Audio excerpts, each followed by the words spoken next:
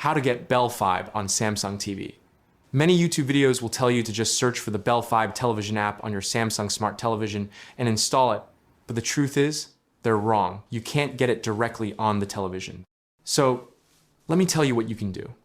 Instead, you need to use a streaming device like a Bell streamer, Fire Stick, Apple Television, or Android television box by plugging it into your HDMI port, connecting it to Wi-Fi, searching for the Bell Fibe television app. If it's a Fire television stick, open the Amazon App Store. If it's an Apple television, open the Apple App Store. If it's an Android television box like NVIDIA Shield or Chromecast with Google Television, open the Google Play Store. If it's a Bell streamer, use the Google Play Store built into that device.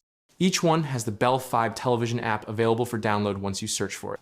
On that device's App Store, installing it and signing in with your Bell account.